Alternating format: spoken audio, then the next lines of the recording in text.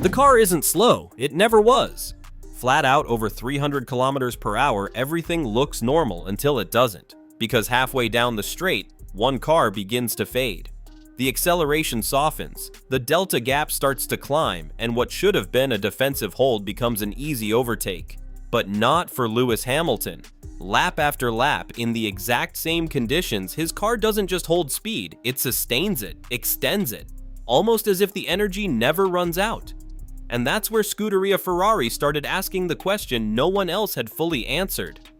What if the difference isn't how much energy you have, but how you prepare it before you ever need it?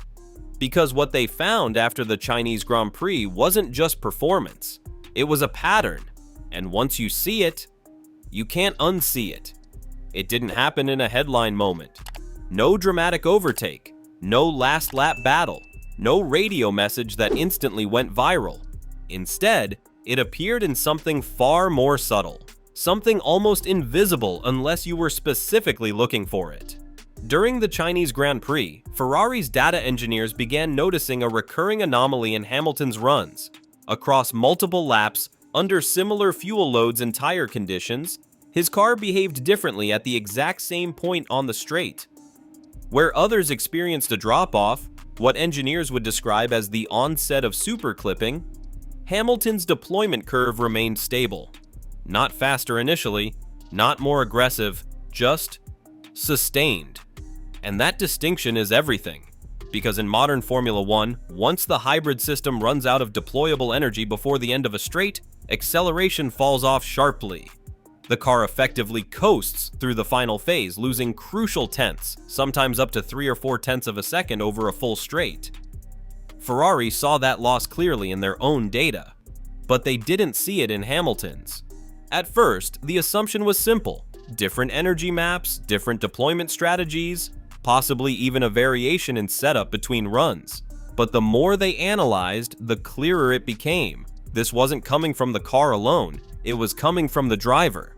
Because when they traced the data backward, not just the straight, but the entire sequence leading into it, they found something far more significant.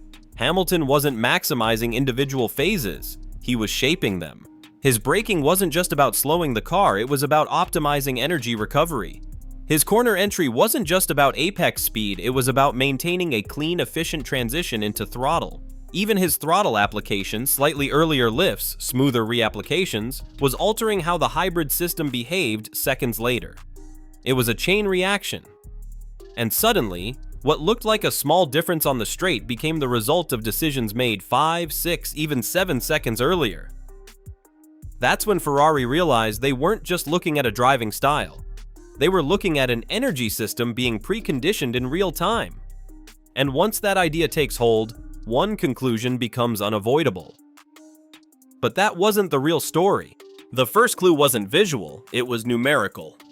Across long-run simulations, Ferrari observed a consistent pattern. Hamilton was arriving at the end of key straights with a measurable advantage in remaining deployable energy. Not dramatically higher, but critically timed. In a system where energy deployment is tightly regulated per lap, even a marginal difference, just a few percentage points, can translate into a significant gain. We're talking about differences that manifest as 1 or 2 tenths on a single straight. Multiply that across 3 major straights, and suddenly you're looking at half a second per lap. That's the margin between holding position and being overtaken, or more importantly, between attacking and defending. What made Hamilton's numbers so unusual wasn't peak output, it was consistency. While other drivers showed aggressive spikes in deployment followed by early depletion, classic superclipping behavior, his traces were flatter, more controlled, more sustained across the full length of the straight. That meant one critical thing: he wasn't just deploying energy, he was distributing it. And Ferrari's internal comparisons made this even clearer. Drivers operating under conventional strategies tended to maximize recovery under heavy braking zones, harvesting as much as possible, then releasing it aggressively on exit and through the straight. Hamilton's approach deviated. Instead of chasing maximum recovery in isolated zones, his entire lap was structured around maintaining an optimal energy cycle. Less peak harvesting, more usable energy, less aggressive deployment. more complete deployment. The result? No sudden drop-off, no dead phase at the end of the straight, just continuous acceleration. And that's where the numbers become almost philosophical.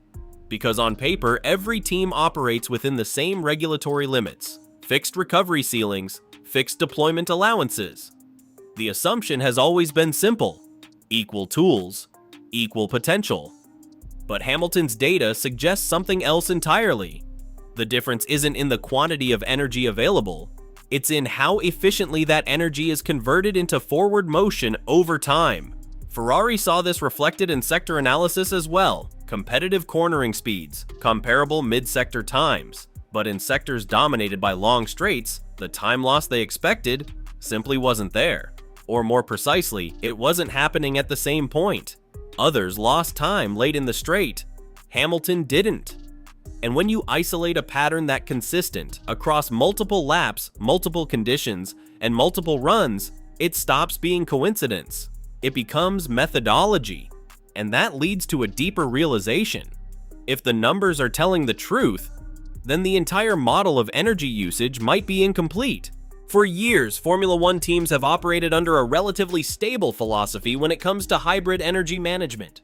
Maximize recovery under braking, deploy aggressively on exit, chase peak velocity on the straight. It's a logic built around extremes. Extract as much as possible in short bursts, both in harvesting and deployment, then reset and repeat. And for a long time it worked. But what Ferrari is now seeing through Hamilton challenges that foundation entirely.